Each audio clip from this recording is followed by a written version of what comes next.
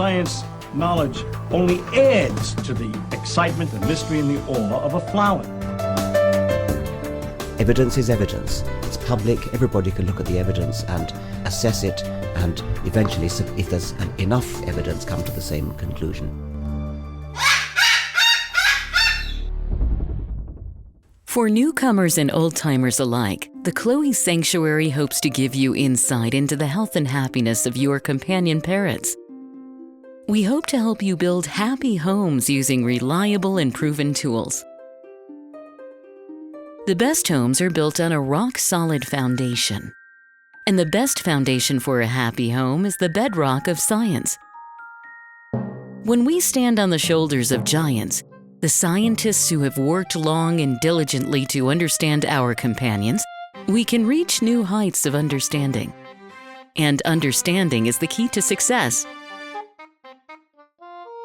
What does avian veterinary medicine have to tell us about our feathered friends? How can we prevent illness, see the signs of disease before it's too late, and care for our birds through ill health? What light does behavioral science shed on their nature, needs, and hopes? How can the tools of behavior shaping make our homes happier for us and our companions? How can we deal with biting, screaming, or other misbehavior? What is it like to live among parrots? Let them roam around about you and share a life with them. How much freedom do you give them? What happens if you form a bond of trust with them? Watch and see what understanding their true nature can do for you. Come with us on a journey as we do more than examine a parrot's world. We live in it. Make some popcorn and bring in a few wood blocks. Let everyone have something to chew and a comfortable place to perch. Cockatude is a presentation of the Chloe Sanctuary for Parrots and Cockatoos, a nonprofit charity dedicated to the empowerment of captive parrots and public awareness.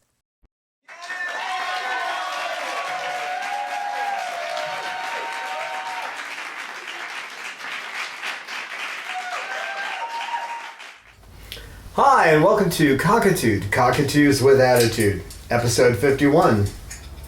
Parrot Problems, a Positive Approach. How to Stay Sane in a Whirlwind. We get many comments, not just from Coco, we get many comments saying, how do you stay sane in all the craziness that goes on around there? And often it's just couched in, you have a lot of patience. Well, I've learned patience from being around these guys. They're a calming effect. They have a calming effect on you. And once you understand the individual species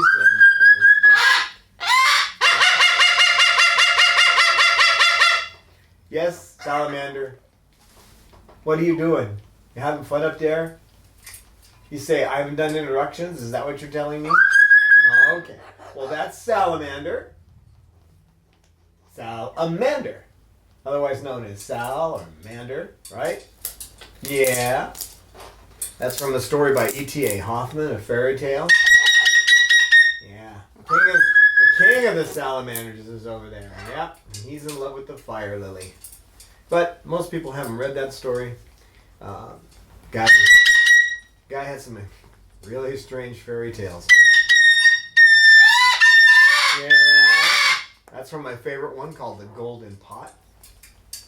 And down here snuggling together we have... You're going to start that, you're coming over here. Okay, you're coming over here. Come here. Come on.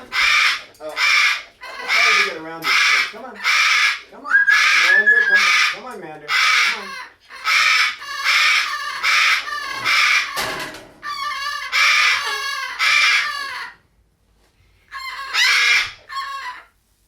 I think that I have been trained by Salamander to bring him over in these videos.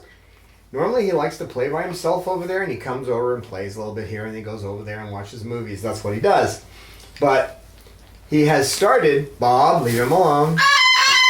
He has started that awful vocalization, and it seems that if I bring him over here, he's trying to leave though. If I bring him over here, and I'm trying to make him stay, just kind of edging him in that direction. If I bring him over here, then he'll stop it. Sometimes he stays, other times he's doing like he is right now. I don't think he wants Snowball bothering him, and I think he's a little nervous about Bob. So, no, you're going to stay here for a little bit. And yes, this is a situation where I'm actually putting him in where he's uncomfortable. But it'll stop that high whining, straight from Dumb and Dumber sound, the most awful sound in the universe. He got it from Sugar. She makes it very quietly. She makes a sound. He just amplifies it 100 times, and then it sounds like somebody's killing him, right? So this is Salamander. This is Babalu. Bob right now has... I should introduce their problems too as I go along. He has a twisted pelvis.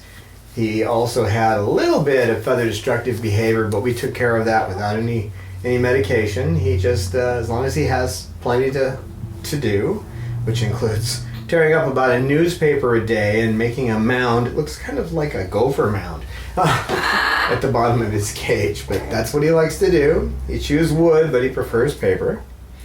Babalu has, it's receding now, but he has a sinus infection. It's almost gone. It's nothing communicable, but he also has a prolapsed cloaca. And come here, Bob. Come here. I don't think the camera's going to catch this, but we'll try. He has a stitch on each side of his cloaca to hold it together because he's lost muscle tone there, right? And his other issues are that he is very busy and he needs to be watched all the time. You cannot, he's not one of those birds that you can trust in an environment if you aren't watching him.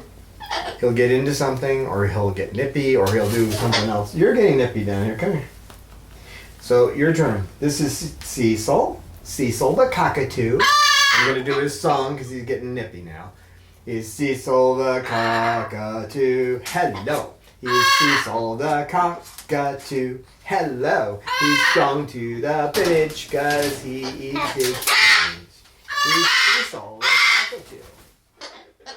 And this one is more alive, but let's talk about him. When he came here, nobody had ever preened the top of his head. So he just had spikes there, okay, sticking straight up. And it looked like he had no personality at all. He was not interested in being alive.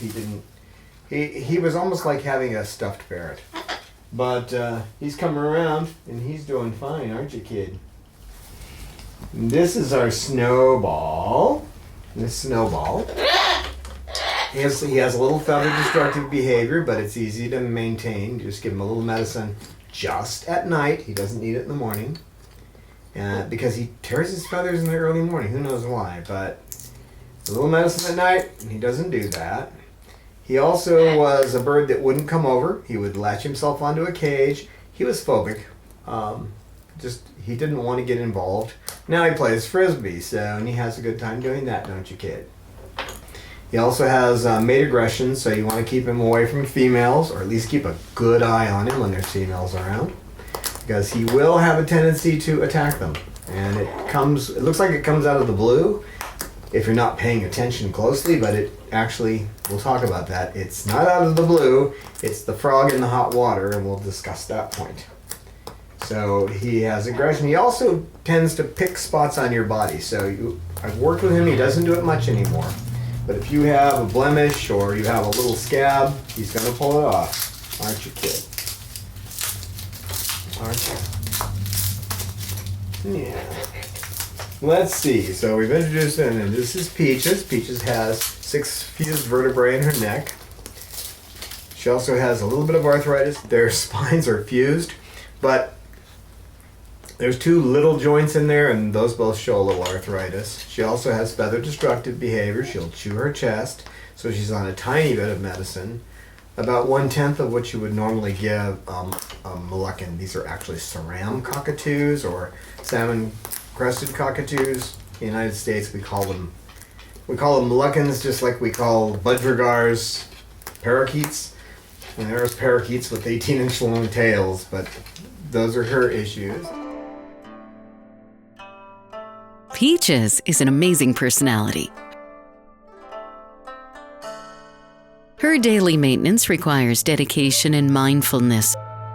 She requires 2 forms of medicine, 7-course meals, and effort to entice her to eat.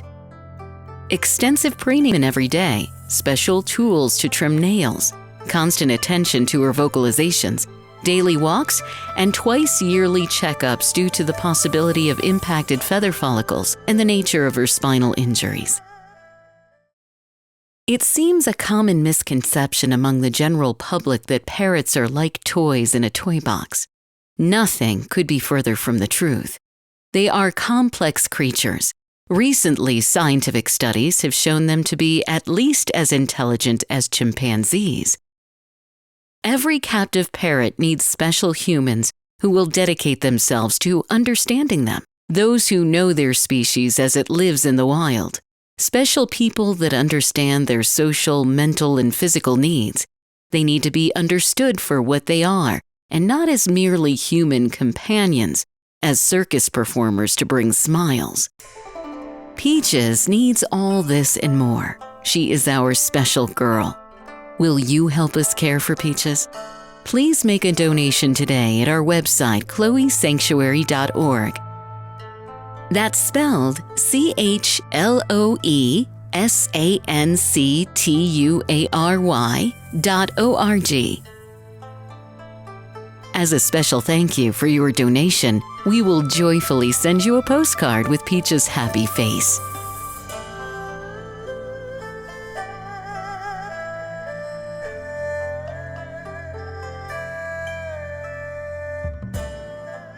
And this is Coco. She has extreme feather destructive behavior. She used to break her feathers up. And let me show you beautiful feathers. Yeah, see my beautiful feathers now, don't you? And I train them to do that. It's a veterinary behavior. Tap them under the wing, they put their wing out. She was also extremely shy.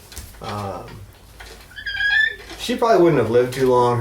She was in advanced stages of Bob, that wasn't nice. She was in and you're laughing too, or you would. She was in advanced stages of feather destructive behavior. From there it goes to mutilation. From mutilation it goes to infection and death. That's the pattern. It's the pattern we normally see. So, who else have I talked about you? I talked about you. Yes, I did. The salamander. He has a twisted pelvis, 90-degree twisted pelvis. We were led to believe that he had had X-rays before and he had a bad spine, but it has nothing to do with his spine. It's the pelvis that's the problem. He also has aggressive tendencies. If you walk up behind with your back to him, he will bite you. He will do the same to a bird. He doesn't like to see the tail end of anyone. So I just had that happen to me yesterday. In fact, I wasn't thinking, and he was up there, and I walked over there, and I turned around, and I bent down, and when I got back up, he got me right in the middle of my back. That's a minor issue. It's not. He isn't given a timeout or anything for that kind of behavior. I just told him that, I'm sorry, I shouldn't have done that, because that's a behavior you can live with. You just don't turn your back on him. There's a lot of people you don't turn your back on too, so it's not that hard to get used to the idea. They have certain things. If you can live with them, they're not that bad, then you just live with them. If there's something that needs... Hey, you're going to come back over here. No, that's it. You make that sound, you come over here.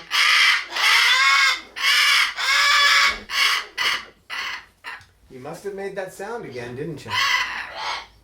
No, Babalu, don't mess with him. He's okay. He's okay. No, I think he did this intentionally. He wanted to come over. He just didn't have the courage to come over by himself. Maybe. We don't know for sure. That's a guess. You only know the behavior, you don't know the motivation. So. Right? Right, Sal? And then Sugar had terrible feather destructive behavior. She had shredded feathers on her back. She broke her feathers down halfway down the shaft on her primary and secondaries. She chewed on her tail feathers. Her chest was a mess. And she started mutilation. And, under Dr. Jenkins' protocol, she's back in full feather. She's quiet when we're doing these videos, But if I could get a volunteer that wasn't camera shy, they could tell you how active she is when the cameras aren't around. But I have caught her a few times, but she sees a camera, like many of these birds, they see a camera and they just stop. Like, okay, we're done. Have I missed anyone? Lorelei, have I missed anybody? Coco? Lorelei, oh yes, feather destructive behavior, right? And she has an extremely strong mating urge, and it's difficult to keep her away from males. And if she gets too upset about not being able to mate, no, don't do it. If she gets, you two are just a little nest of vipers down here, aren't you? Look at you, Cecil. What are you doing? The cameras, I know, the evil cameras. What are you doing, Snowball? So that's the introduction for the guys here. She has bad feather destructive behavior, and that's all being, taken care of by Dr. Jenkins' protocol. She's always been one to preen other birds, and her social drive is quite strong. So her issues stem from not being able to fulfill the family, the normal family urges that these birds will have, and she can't bond with anyone. She's young enough that the urge to bond is extremely strong. So living with parrots and a positive approach. Well, I think the key thing, the first mindset you have to get is that you don't know everything, and that you're never going to know everything, but that you need to know as much as you possibly can. Now, there's some people who have told me, and I think I've mentioned this before, that, well, I don't have any problems with my bird. Well, that's nice. Actually, I had a computer teacher years ago who, I know I've mentioned this before, but I did a COBOL program. We're talking ancient history, okay? I wrote a COBOL program, compiled it, back with the old cards, punch cards and all that. And I compiled it, and I didn't have any errors. And I showed it to him. I was all proud. So he said, here, change this and change this. And so I ran it through, and it came out with like 200 and something errors. And I brought it back to him, and I said, well, there's all these errors. And yeah, he said, now all I want you to do is to sit here and explain to me where those errors came from. And he said that if you've never had a problem, you won't know how to deal with them. So this is something you have to have a mindset that there are going to be issues. Bob, please. And you calm down, and I'm going to have to give you the old dance in the air again.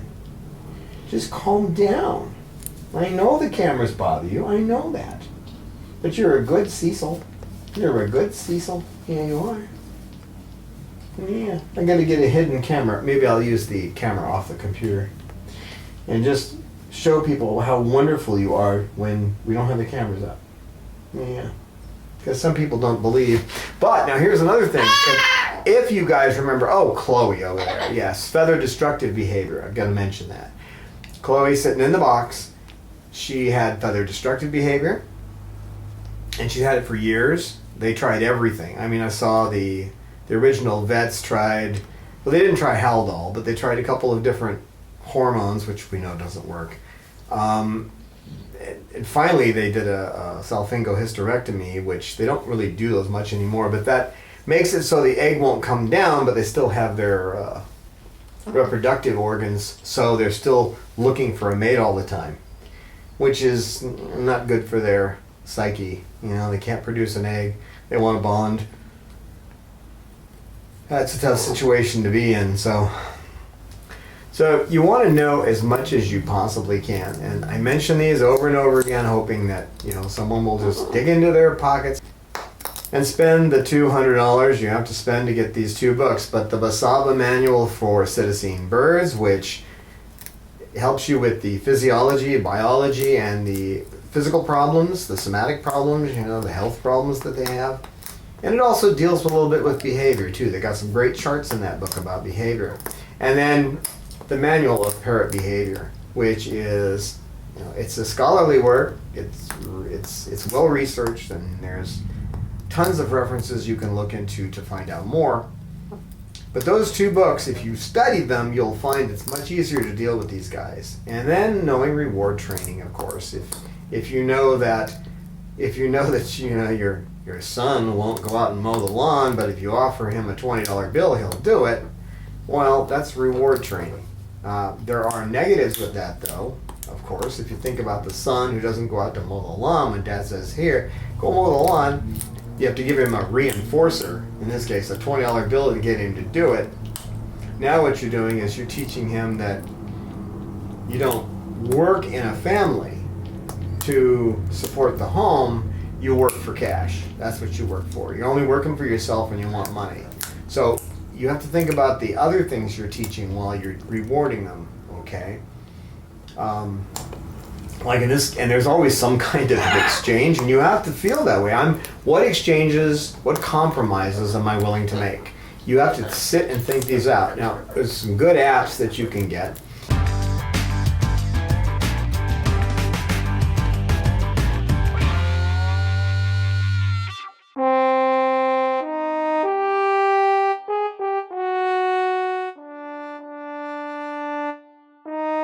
It is ignorance of Bob's nature that turned Babalu into a living gargoyle. Bob's would-be parents made a hasty choice and found themselves in living hell, torn between guilt and frustration. I have seen the joy in Babalu's eyes now that he has a new life with me as his companion. To see Babalu love and trust again is worth the effort of a lifetime. But, once again, Bob is heading toward the pain of separation. My heart nearly broke the day I discovered that he was heading toward a cloacal prolapse, that his life will be cut short. To find love and acceptance and then have it stolen away from you by failing health is too much to bear. We can slow the progress of his failing health, but we can't stop it. He will need several surgeries, and eventually, Babalu will die. We want to give him the best possible life until that day. His surgeries will become progressively more expensive over time.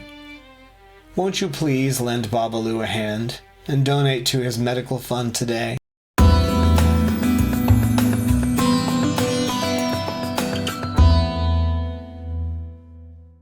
Any one of them that does mind maps, there's Mind Maple and there's a bunch of others, but if you get one of these where you can just write your ideas down and link them together, you know, like you say you have a bird that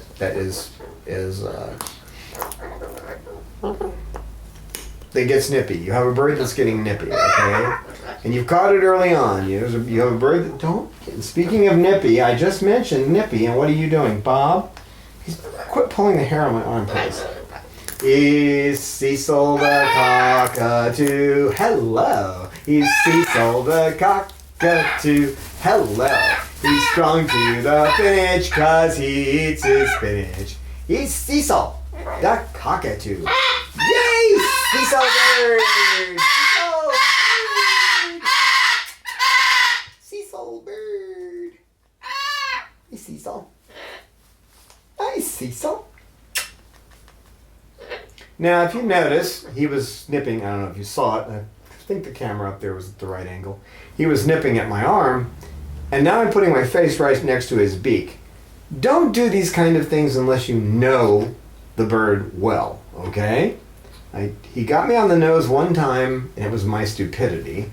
He was in his night cage, and one day he kind of just leaned forward, and I leaned forward, and he just put his tongue on my nose. So for about 2 months, I'm leaning forward while I'm talking to him, and he's touching my nose. Well, one time he just nipped me on the nose. He wasn't in the mood for that behavior that night. So don't put yourself in situations you don't need to be in. There's no reason I needed to be doing that. And we used to all do silly things, and we pay for them in the end usually. Right, Salamander? You leave him alone. He's okay. He's all right. Now, another thing too is you're looking at situations like where Snowball's getting a little aggressive, and Salamander's trying to decide whether he's safe here. That's basically what he's doing, because he keeps looking that way because of Snowball. So you eventually get to the point where you can get them closer. One mistake people make, and it really adds to your anxiety, is when you see a behavior like this, to just stop. Now, part of the and keep them apart. Don't let them get close together. The trick here is to work the border lines, okay, and be ready to work the border. Okay, think of yourself as a border patrol agent. Only in this case, you really want them to cross the borders, but you want to do it slowly. And sometimes you're going to put your arm out to stop an altercation between two birds. Don't eat my glasses, please, okay? An altercation between two birds, and you're going to get nipped. And what that nip usually is the bird protecting you, okay? This is where knowledge comes in. If you know that they will nip their mates, to let them know there's a problem and that they're warning them, then it isn't like they're doing something mean to you. They're not biting you out of any meanness in their spirit. They're biting you for another reason. And usually when we think we know why they're biting us, if we haven't studied, we're wrong. Our first impression, I heard that, our first impression is usually wrong. They're different. I mean, they're dinosaurs, okay? And to think that we can just know, so that we can just know what they're thinking is, we're way off the scale. We can't anthropomorphize their behavior and say, oh, look, he's being cute. Usually if a bird looks like it's being cute, it's displaying. And display is a subset of sexual behavior. That doesn't mean that the bird is actually sexually aroused, but it may be doing a display like it would normally do to a mate. So you don't look at a bird who's got its feathers out and is doing cute things like salamander often does. Don't look at that and say, oh, he's being cute. No. Humans may be cute. They may intentionally be cute. These guys are doing behaviors that have to do with their behavior in the wild. So learn as much as you can. That's a key to keeping your sanity with these guys. It's a big one. Now, in general, if you start having issues, it's best if you catch them early. Okay. So what you need the story that needs to be in your mind that'll help you catch things early is the story, and we know this is true. If you put a frog in cool water, the frog will sit in it usually, right? No problem. You put it in a thing of cool water, it'll sit there. If you put it in hot water, it'll jump right out. Now, I'm sure many of you have heard this, but if you put it in cool water and slowly raise the temperature, you can just about boil that frog because it isn't going to notice the change. And this is how most problems develop. Someone will say to me, well, I never have a problem with my bird. Well, that's probably a bad thing, just like my coding instructor, Dr. Walker, said.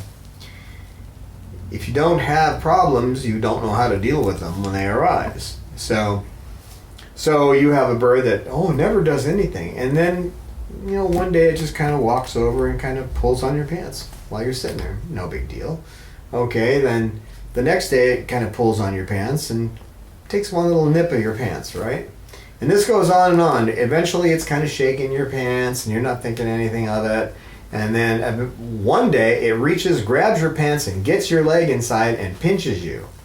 And you think, why did he bite me? Well, that whole time the signals have been there.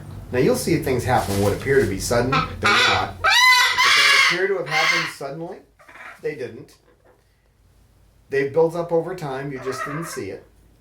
Or it's a reaction to something that you brought into the house. I had a person on the Facebook who was saying that all of a sudden her bird started acting strange. I asked her if she made any changes, and she said, no, I haven't changed anything. And then later on, a couple of days later, she said, I didn't realize I brought in a bunch of boxes and stacked them in the corner. That's a big change. It could have been a change in hair color. Could have been a change in the way you dress. You're not dressing like you used to. Hairstyle, anything like that could cause something. There's something leading to it. So you have to remember the frog sitting in cool water that is very slowly getting hotter and hotter and hotter. And if you think like that and you start looking to see what behaviors am I looking at today that could potentially turn into something that's undesired, that's something I wouldn't want to have happen. This one he chews over here, but when I'm not paying attention, he starts chewing on my clothes. And now he's developed this over time. At first, he would just kind of pull on my clothes. Now, if I don't catch him in time, he's actually chewing on my clothes. And I've got holes. I have to buy new shorts because he'll chew a big hole in the side of it. It starts out small and builds up. That's how most behavior happens. So plan for the future. Plan to expect that things are going to come along that could eventually be undesirable. So, and by looking for these things early, you can nip these behaviors in the bud. And that'll certainly make your life easier. You won't get into the big whirlwinds because you catch them before they get too large. The more you know about the species and the way they act in captivity, the less you'll have to deal with these problems, and the whirlwinds will be smaller, okay? It'll make working with these guys so much easier, help you keep a good attitude. A couple of other important issues. Remember, they're not doing anything that you need to say to yourself, "Hi, Coco, you're doing very well today, baby." You don't need to take anything they do personally. What they're doing in their world, they're trying to get whatever they need out of the world, okay? And whatever way they have to, by hook or by crook, they try to get something to fulfill their needs. And they're not singling you out when they bite you going, "I hate you." Hate is a human emotion. And if you realize that hate and jealousy and all that stuff, that's human. Now, they have territoriality, but that's not jealousy. They do not have human emotions. Do not ascribe human emotions to them. Yes, they have emotions, but they're not human. So, if you start saying, "Oh, he's happy. Oh, she's not, she's sad today," you're now ascribing human emotions to them, and you're going to make mistakes because of that. You're going to treat them as if they're human children, and they're not. They're about as alien to us as you can get. They're not mammals. They're built to fly. They live in huge flocks that there is no war, there's no violence, there is no hate, it's just nothing like the kind of world we live in. And you know what the world's like out there. And every time you look out the window, you realize that there's just nasty stuff going on all over the world with humans. But these guys, that's not their nature. So ascribing human emotions to them is putting them down where they don't need to be. They're birds. Let them fly. Realize that they're lofty. They have loftier ideals than we do about living on a daily life. So that helps. Another thing is to have a spot where you can go when it's nothing that you have to run to the vet for. Okay, it's not an emergency, but a spot where you can go and you can just sit for a little bit, at least once a week, and think about the different behaviors you've seen. If you catch them doing something like coming up and just grabbing your pants, you see it happen once, you see it happen twice, you need to note that down because that's the beginning of something, and you got to see how you can break it. So if there's, for example, you can see I'm doing a real good job of breaking it here. Obviously, I don't care. It takes him about, with my slow down procedure, it takes him about 6 months to ruin a pair of pants.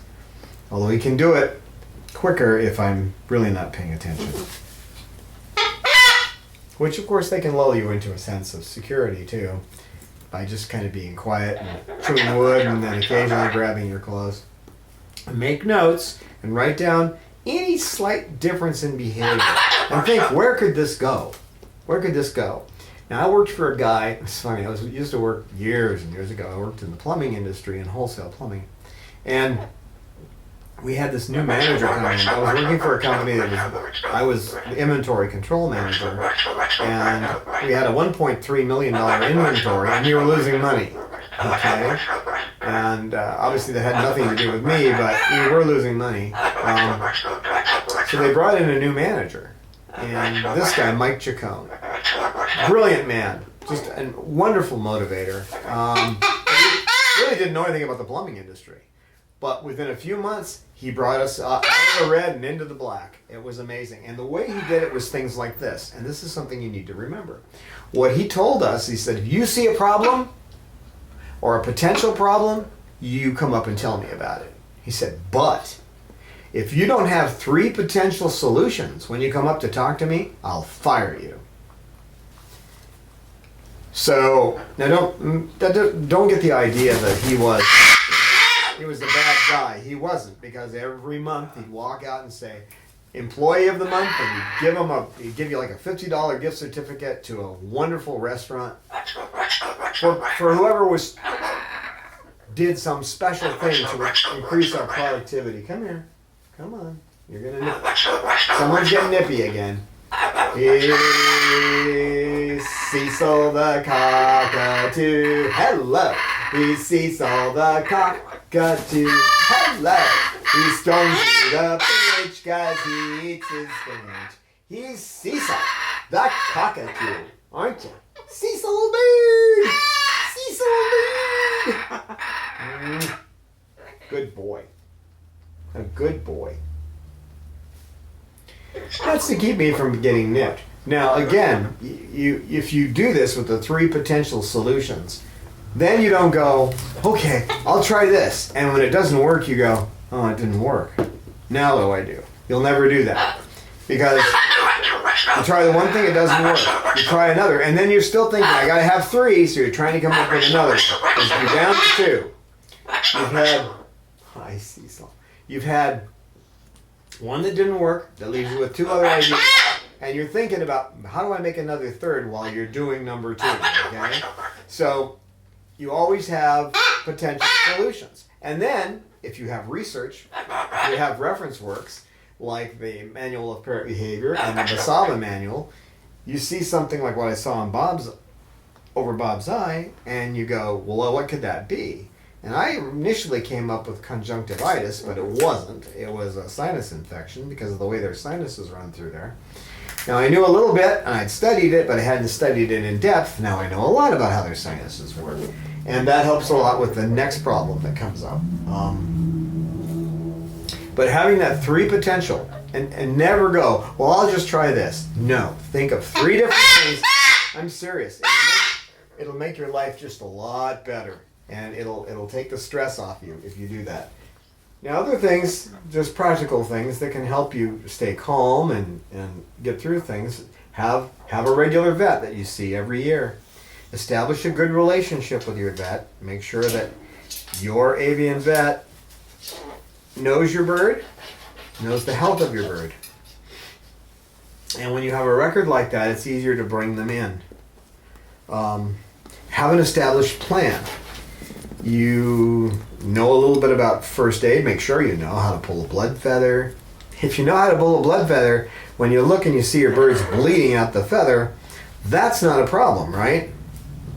Because you just go grab the hemostats and you pull gently at the base of the feather until it comes out. Now, very rarely will you have a problem where it doesn't come out properly. That has happened to me. We have a lot of birds with feather destructive behavior here.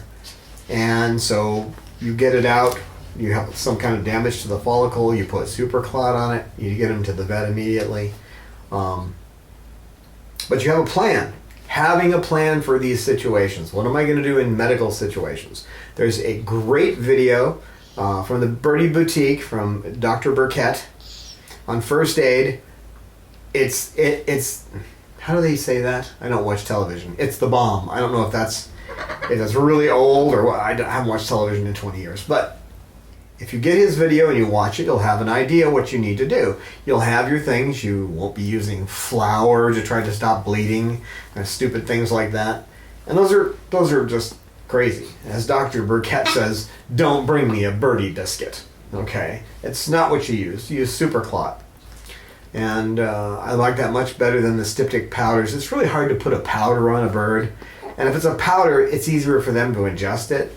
If you put super clot, for example, like on a little cut I had like this, if you put super clot on it, it's going to stop bleeding, and it's has a disinfectant, and it has lidocaine to kill the pain, so that's perfect for the birds, and it doesn't hurt them. Right?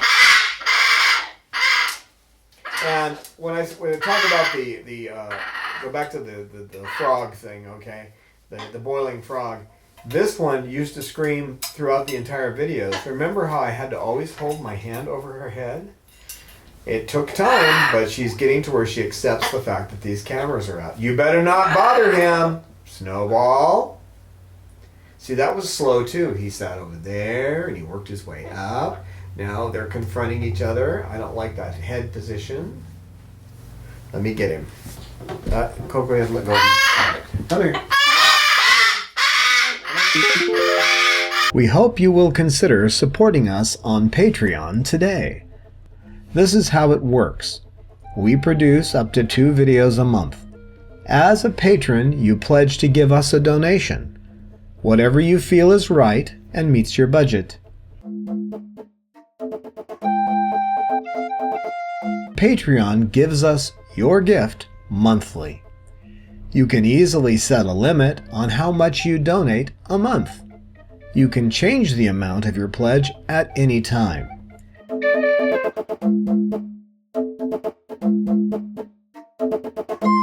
Your gift will allow us to continue bringing you entertaining and informative videos.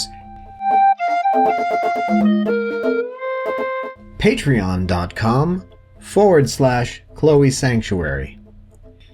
We look forward to your participation in Cockatude.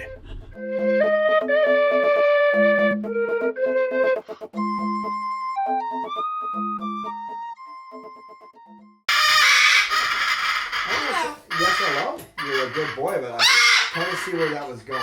So, yeah, I didn't want you to bother him.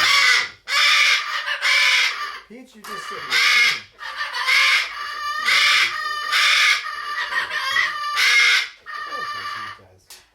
There's my Peach. So having a plan, having a medical kit. Another thing to have is if there's a behaviorist around you that can help, or one you can call on the phone, look for a licensed behaviorist, someone who is actually gone to college and learned how to do applied behavior analysis.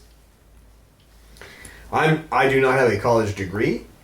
I took the classes specifically to learn how to work with birds, and so I have a certificate. You want to look for someone who's well respected and has a college background as a professional, okay? And they can help. If they're local, they can really help. If they're over the phone, they can give you ideas. I do that all the time. I give people ideas on how to do this because I know this stuff. But what makes the difference... Oh, I need something to get that. Let's see. This is an example of preparing, okay? You know that at some point, someone's going to poop, and I don't know who did that, because that's abnormal for it to be there. I have a trash can over there, and paper towels within reach. That's planning ahead. You would really believe how much better that makes things than, oh no, I gotta go find paper towels. I try to always have them within reach. There's even some in this. It's got toys and things in it, but also has paper towels. And remember, too, to look at their behavior. Look at their behavior. Oh, I see you're already vibrating. What are you doing, baby? Huh? No, we don't want you vibrating. No. This is one I have to pet improperly because she can't preen herself. And she's a little excited here. I don't know why. Why? I'm gonna eat my finger? No, that's a mating behavior. I don't know why she's so fired up, but she is. That's a good girl. Looks like I have to trim your beak here a little bit. Oh, it's just flaking. Okay. Now, I'm going to give you some examples. Go back to the knowledge. When I saw Chloe and she had a whole bunch of urine, very little urates and solids, A lot of people would say diarrhea. That's not diarrhea. Diarrhea is when the fecal matter, that the green string of poop that comes out, when that is blurry, when it doesn't hold together, that's diarrhea. When too much urine is too much urine. That's usually a problem with the liver. And what happens is the body will bypass it and go straight to the kidneys. And then there's problems because they're not getting rid of the poisons in their systems the way they should. So, without knowing that, if you didn't know you saw that, you could go to the Babalu manual and look it up. If it's a behavioral problem, you can look it up in the manual of parrot behavior.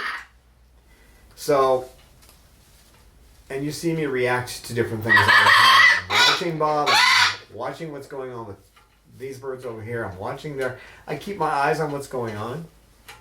You're displaying? Why? Right, you want to be on TV? You are. You're on YouTube. Yes, you are.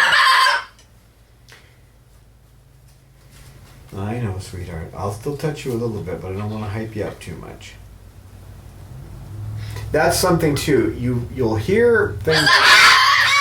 You'll hear people talk on Facebook, on the internet, around Reddit, whatever. You'll hear them saying things that just aren't true. One example is if you get them too sexually stimulated, it could affect them to have like cloacal prolapse where their insides fall out.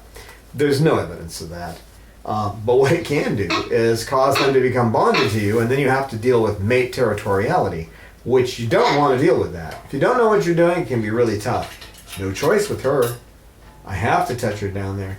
If I don't touch her below the neck, she's never going to get preened. She had 2 impacted feathers that she could have died from. So, and that was shortly after I got her. So all these little bits of knowledge will make a big difference in your life. It's easier when you go, oh, I know about that. I've seen that before. Than having to go, oh, I got to take them to the vet. And then you go down there and it's like, oh yeah, that big swelling on their tail. You know, they don't preen their uropygeal gland enough. So you may have to actually massage that yourself. I mean, these are kind of things you could learn without having to run to the vet. But if you see something that looks like a growth near the end of the tail, and you go down there to the vet will say, usually say, well, let me explain the uropygeal gland to you. This is an oil gland. Cockatoos don't use it much, but they use it a little bit, and they put a little bit of oil on their feathers. You get to something like an Amazon, and they smell like patchouli because they're covering themselves with this oil. So, again, if you know about the uropygeal gland at the tail, and you see that it's swollen, you need to massage it to get the oil out of it. Not too tough. You don't know? You're running to the vet, and then the vet's going, well, this is something very basic I need to explain. That's about on the same knowledge level, okay, a basic knowledge level for birds, as it is to say that when a dog's been outside playing in the mud, you need to hose them off. If you have cockatoos, that problem, you need to watch it. You need to watch the uropygeal gland. You don't know it's there, you don't know anything about it, then you're going to suffer stress trying to figure out what's wrong with your bird. So, again, the more you know. Blood feathers are a good example. If you know about blood feathers, there goes a lot of your anxiety right there. Because you know that when you see one, if it breaks, you've been watching your bird grow feathers, you see one that has blood that's going way down the shaft, you're watching that closely to see if the blood dries up, which it should, and it should form a normal feather. If all of a sudden it's broken and the bird's holding its wing out and it's bleeding, you know you have to pull it. There's no question of, well, I'll go to the vet because you won't make it. In a lot of cases, you're not going to make it. Sometimes it will stop bleeding, but it's kind of like opening the faucet to the outside of your house. But they don't have much blood, so you want to take it out immediately. And then once it's pulled out, gently, then it will seal itself off. It's like a valve in there that seals it off. And doing a home exam at least once a week, but every day. It doesn't take very long to go through it. We have a video on that, how to do a quick home exam. It doesn't mean you don't take your bird to the vet every year. It doesn't mean that. It just means that you examine. You examine their nares, their eyes, you check their feet, you check their feathers. Because if you've got a bird that's going to start feather plucking and you're not checking, you may not notice until there's a hole in the chest where they've actually cut it open. Or there may literally be a hole where they're starting to cut themselves before you see it. you need to be able to look, and when you look at Bob's face, go, oh, he has a little swelling over his eye.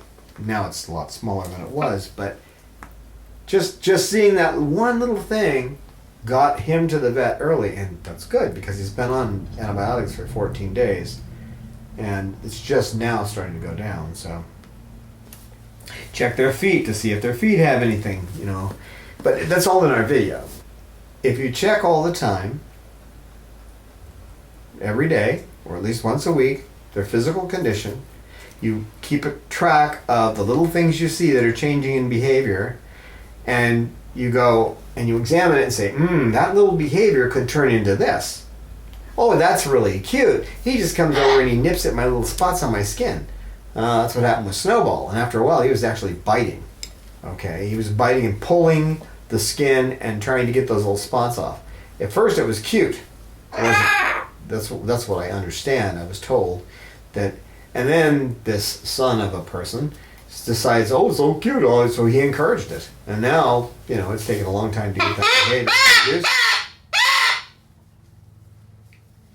Now, there's other things. Mindfulness is good. You've heard of it. I mean, everybody talks about it. That doesn't mean that you count your breaths, or that doesn't mean you control your breathing. Mindfulness is great. When you're stressed, the birds are, you say you've got a couple of birds, they're doing things you just can't quite deal with, you don't understand what's going wrong. If you just get yourself into a quiet spot and simply kind of get your spine erect, you know, sit in a chair, just get your spine pretty much straight up and down, keep yourself in a relaxed but solid position, and just start following your breath at the end of your nose. Like this. Follow it going in, follow it going out. Don't try to control it. And then, you know, while you're doing that, oh, did I lock the front door? That thought comes through. You look at the thought and let it go by. Don't give it any power. Thoughts are like monsters. Okay, like the little monsters that kids see in their mind underneath the bed. If you don't pay any attention to that thought, it goes away. Because there's no monster under the child's bed. If you can distract the kid from the idea there's a monster under the bed, it goes away. But in this case, what you're just going to do is, as those thoughts come in, just see them and let them go. Oh, I've got to go in early tomorrow to work. Just let it go. Oh, did I check my messages? Let it go. It's not like so many people say with mindfulness. They try to say that you are clearing your mind or blanking your mind. That's not the point. The point is to see the thoughts like bubbling lava from a... What are you trying to say, Bob? You agreeing with me? Are you agreeing with me, you big toad? It's like bubbling lava coming up out of a volcano. The thoughts come bubble, bubble, bubble, bubble, bubble, and they go away. And the point is to pay attention to them, to recognize them for what they are, and not to give them any power. And if you can do that, follow your breathing, and doesn't mean control it, just follow it, let it be. Yeah, that's tough. I remember when I started doing this, and it was funny because just let it be, and the whole time I'm breathing, it's like, and I can just feel myself just grabbing onto it. No, trying to control my breath. It doesn't work. You can't control the world around you. There's no way. The world is changing. You have no control over it. There are things you can do within the world, but you have no control. I mean, if a meteor falls out of the sky and smashes into your home, there's nothing you can do about it.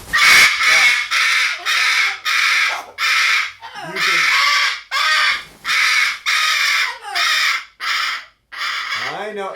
Snowball, quit being an agitator. Snowball, quit being an agitator. Now you got two birds upset with you. Good boy. Come on down. Come on down. What's behind door number 3? Yeah. You can tell I don't know if they're still doing that show. That was 20 years ago that I remember that thing. But,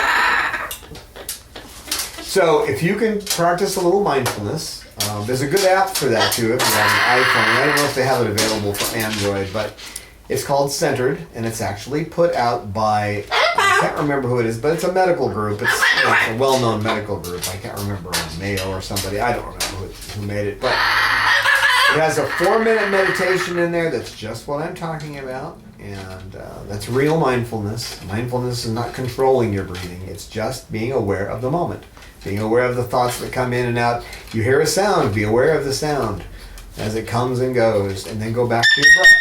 So you're aware of the thought as it comes through, aware of the sound, aware of whatever's coming to you and going, coming to your senses, and you become aware of it.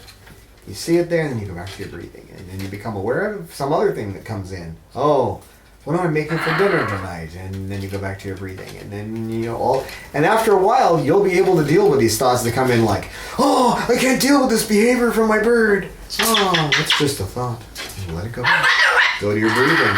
And then you can start adding that to your daily routine. When you start stressing over something that's happening with your bird, just see it and go to your breathing. Follow your breath. That'll make a big difference in how you work with these guys, if you can just stop. And another thing that I was taught by Fran Cannon of Cannon Training in San Diego, he actually, 11:30 at night at the end of a 3-dayer where you're there from 8 o'clock in the morning to almost midnight for 3 days. I was upset because after all this work we've gone through trying to unearth our personalities, I realized that I would make bad decisions on the spur out of anger, because I used to be quite an angry person. And Fran helped with that. This mindfulness training has helped a lot with that. But what he said is, he asked me, he said, do you have 3 seconds? And I went, huh? And he says, do you have 3 seconds? When you're angry, do you have 3 seconds? And I said, yeah. He said, so you could stop from doing anything that might be harmful for 3 seconds. I said, yeah. I said, good. In that 3 seconds, just ask yourself, what would a wise person do? What would a wise person do? So when you're in a situation, you're looking and you see that the bird is hanging from your favorite painting in the living room and has just chewed the bottom section of the frame off. You hadn't thought ahead of maybe getting metal frames for your pictures. I checked that out. I had a picture behind here that happened too, okay? So, but I'm not willing to pay $90 for a picture frame when I can buy toys and food for them instead. So that's why I have this. I picked it up at the thrift store for $2. So when you're in that situation and you see that, you take the 3 seconds and say to yourself, what would a wise person do? Well, if you understand the species, you understand they eat wood, and that this is not really an improper behavior in their outside wild environment.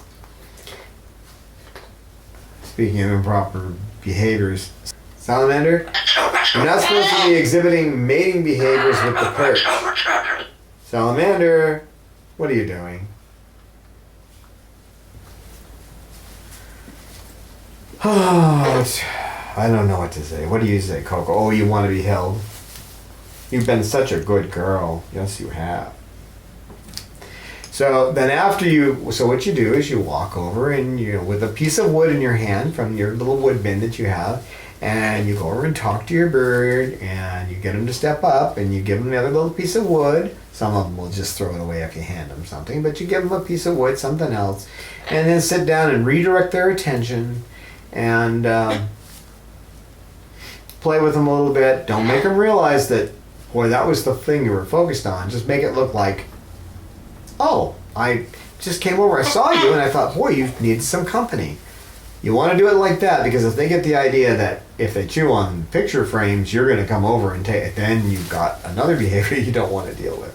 So you come over and you be a little stealthy, you do the Sherlock Holmes thing. You come over and pretend that you're just there because you wanted to see them. It had nothing to do with the picture frame. Be a good actor, I tell you. And then when that situation's over and you're walking away, listen, go to mindfulness, listen. Follow the breathing at the end of your nose. Feel the air going in and out as you're walking. And the thoughts coming in and out, after, whether they're good or bad, whether they're positive or negative thoughts, let them come in and go out. come in and go out. Go back to the breathing every time. You're going to find that kind of focusing on your breath, that way, just being aware of your breath, going in and out.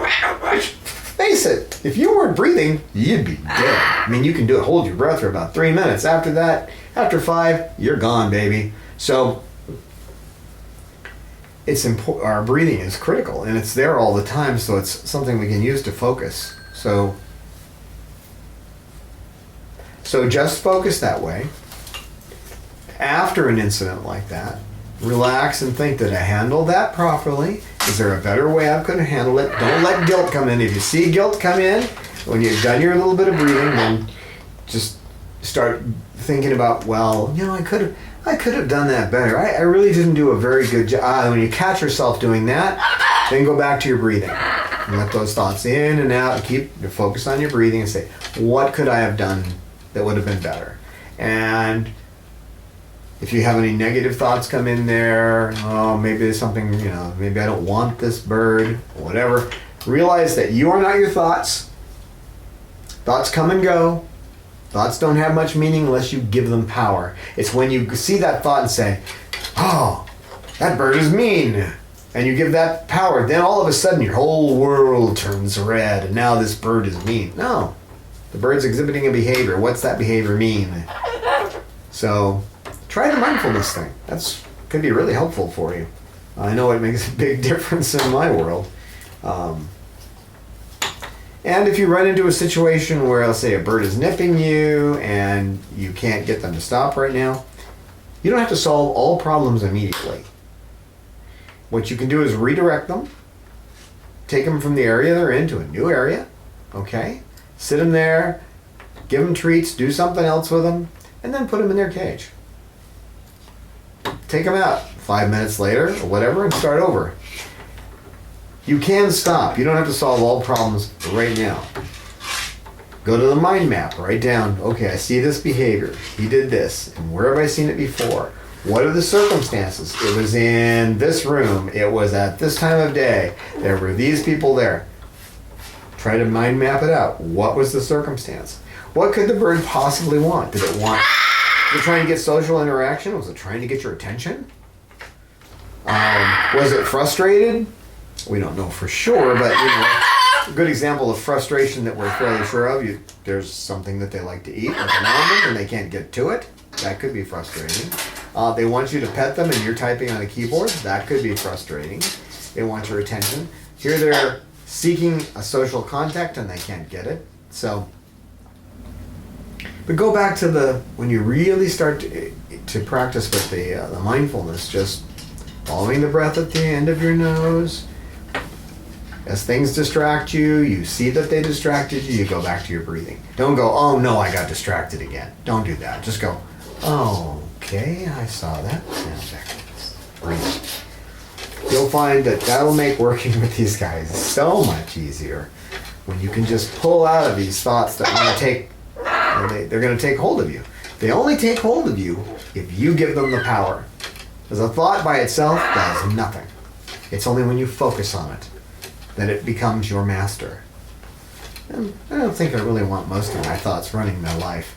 We all have some terrible thoughts. Have you ever heard somebody that talks to themselves? They're like, oh wow, I lost my glasses. Yeah, well, oh well. And they're walking through like a bus depot or Home Depot. I lost my glasses. Where are my glasses? Well, good grief, why do I always lose my glasses? I lost them.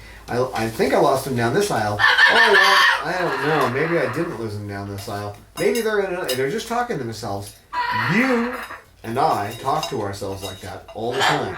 But when somebody talks out loud like that, they look crazy. They're just doing what we do inside our heads. So he reaches up to in his pocket to grab his pen, and he sees his glasses are there. How often do we have that happen to us? So I hope these little ideas will be helpful to you. And Bob's going to say goodbye to the people today, aren't you? Bob, you want to say goodbye to the people? Say goodbye to the people, Bob. We'll see you next time. We welcome your feedback on our videos. We look forward to your insights, tips, questions, stories, and pictures.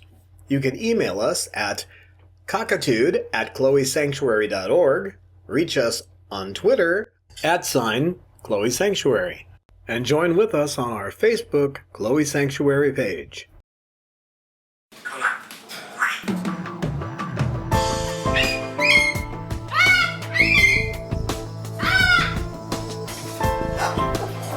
Science knowledge only adds to the excitement, the mystery, and the awe of a flower.